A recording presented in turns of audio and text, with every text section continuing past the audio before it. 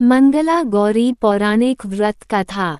एक समय की बात है, एक शहर में धर्मपाल नाम का एक व्यापारी रहता था। उसकी पत्नी काफी खूबसूरत थी और उसके पास काफी संपत्ति थी, लेकिन कोई संतान न होने के कारण वे दोनों अत्यंत दुखी रहा करते थे। ईश्वर की कृपा से उनको एक पुत्र की प्राप्ति हुई, लेकिन वह अल्पायु था।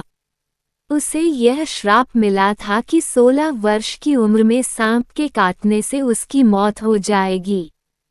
संयोग से उसकी शादी 16 वर्ष से पहले ही एक युवती से हुई, जिसकी माता मंगला गौरी व्रत किया करती थी।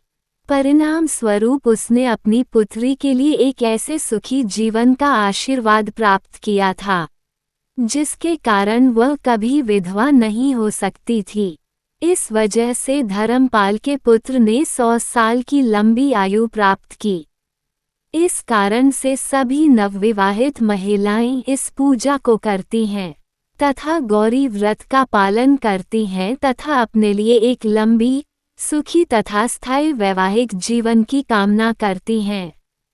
जो महिला इस मंगला गौरी व्रत का पालन नहीं कर सकती, उस महिला को श्री मंगला गौरी पूजा को तो कम से कम करना ही चाहिए।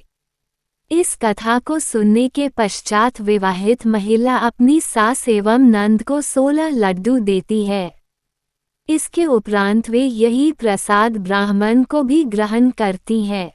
इस विधि को पूरा करने के बाद व्रती 16 बाती वाले दीपक से देवी की आरती करती हैं। व्रत के दूसरे दिन बुधवार को देवी मंगला गौरी की प्रतिमा को नदी अथवा पोखर में विसर्जित किया जाता है। अंत में मां गौरी के सामने हाथ जोड़कर अपने समस्त अपराधों के लिए एवं पूजा में हुई त्रुटियों के लिए क्षमा अवश्य मांगें। इस व्रत एवं पूजा के अनुष्ठान को परिवार की खुशी के लिए लगातार 5 वर्षों तक किया जाता है।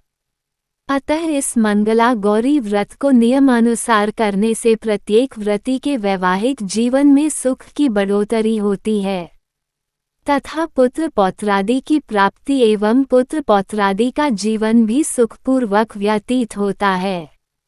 ऐसी इस मंगला गौरी व्रत की महिमा वर्णित की जाती है।